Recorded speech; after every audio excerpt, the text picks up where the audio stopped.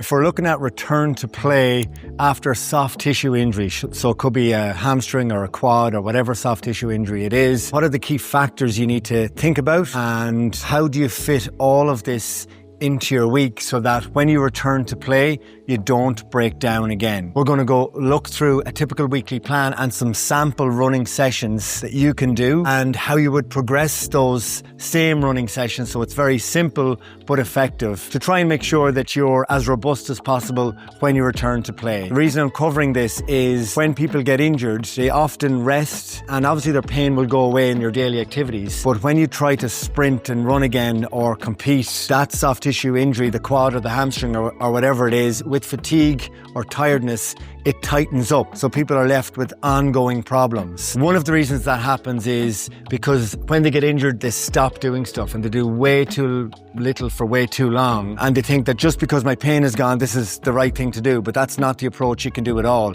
You cannot drop your load too much. Injuries occur when there's a spike in load. So if you go from not doing anything for a few weeks back into full training, much higher likelihood, I'd say it's quite probable then that you're going to re-injure it. So try and stop that from happening. So I hope that makes sense. Let's take a look at some examples here. So say you are injured. You might start with some runs. And if we think of a GA player and we think of, say, the big arc here, so the 2-point arc, say you can only run at, 60% pace. Let's say we go with that and you're doing your 60% pace runs here, which is probably in around 20 seconds to do that. And then you get your 20 seconds recovery. And say you do your 8 reps of that. You rest for 2 minutes and you do like 4 sets of that. So that will mean you're getting 60% pace runs done and you're getting close to maybe 1,800 to 2 kilometers, 2,000 meters of actual sort of running done. Now, as a starting point, let's go with that as your template. So say your injury starts to feel a little bit better. You can obviously up this, and after 2 sessions, if you feel okay, you can up it to 70 or 75%. What you can do here then is as you go, you can maybe change this. You're getting it done in 17 seconds and you're getting that done in 23 seconds rest. As you push on then, 2 or 3 sessions of that where you feel okay, you can up it here where you're going 15 seconds on, and depending on your fitness levels, you can choose either 25 seconds recovery or 15 seconds recovery. So go on 30 or 40 seconds, whatever suits you. But that is a tougher session where you might be up at 85 or 90% pace. Now, what this means is even though you have an injury, you can still maintain quite a bit of running volume. One of the things you have to consider is you don't want your load to drop too much. So say if your team are training and they're getting like 7 kilometers covered, you want to try and make sure that in the rehab you're doing, you're staying within like 15% of that. You certainly want to be trying to make sure that the running you get done is up at about 5.5 kilometers. Because say, for example, you're injured and you're injured for 3 or 4 weeks and your team are doing 21 kilometers a week for 3 weeks and you've just been doing like 1 or 2 kilometers a session. So you're doing 3, say 9 kilometers a week versus 21 kilometers a week for 3 weeks. And then you go back having to jump into 21 kilometers a week. You haven't nearly enough the volume done. So that's why we need to make sure that you're staying within about 15% of this. So you can use that to decide how many sets you need to do. So one of the things we need to think about here is overall volume in your session and in your week, and keeping it within 15%. What that might also mean is as you go on, some sessions here might be up at 6 to 8 sets of that, or 6 or 7 sets of that, but then another session you might be dropping that down to 4 sets. Some of your sessions might be like high on volume and you're doing 2 sessions in a row where it's high on volume, but then in your third session it's a lower volume one. Overall in your week, you're not going to be a million miles off within 15% here. So that's one of the things that you need to consider. The other thing we need to consider is high speed running. In terms of returning back into team training, it's better really if you're at 95% of your max speed before you return into team training, where you're taking part in all the drills and all the contested stuff.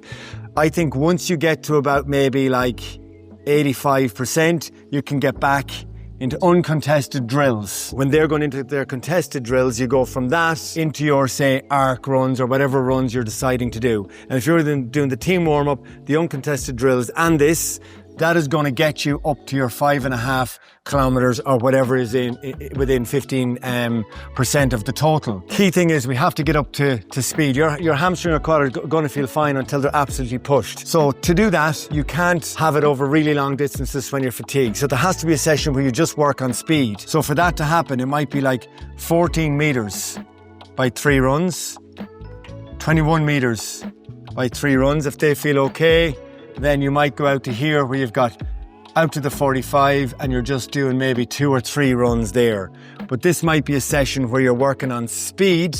But if you're working on speed, it's very low volume stuff, or you certainly do your speed stuff at the start of the session. So say if you're here and you're getting like, 80%, and you've done that for one session. The following week, you want to be getting that up to 90%. And really, you want to be getting this up to 100% pace or 100% effort before you're going back into any of these team training scenarios.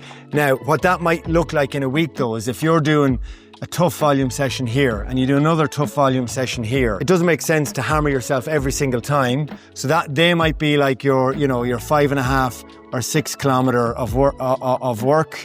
And then here you get one where it's maybe like 3.5 kilometers. You might be just down to like your 4 sets. And then on this session here, that's where you're doing your speed. So this particular session might be team warm-up, uncontested drills. You do your speed stuff. You might do some skill stuff like shooting, and then you're done. So it's very low volume. And then it allows you then after that to go in with a high volume session again. But before you're doing your speed session, your volume isn't as high as it was. So you've built up capacity, you've come down a bit, here you're going with speed, and then you're back into the same process after that. So if you do that over the 3 or 4 weeks, and you're getting within 15% of the total volume and you're gradually upping your speed, that's the best way to keep fit and try and be as robust as possible when you do return to play. How you fit your rehab in there would be on the Tuesday and the Saturday. You get your specific rehab. So if it's your hamstring, you pick your maybe 3 hamstring exercises and do 2 or 3 sets after the session, because you get full recovery there. And you might do it again on the Saturday and you've recovery on the Sunday and Monday. You might do your gym, but you're not isolating that muscle. So if it's hamstring or quad or whatever it is, hammer it directly after the session on the Tuesday, directly after the session on the Saturday, so it gets recovery and you're not hitting it every single day. I hope that makes sense. If you have any questions about your own injury and how you can return to play like that, just let me know. Thanks.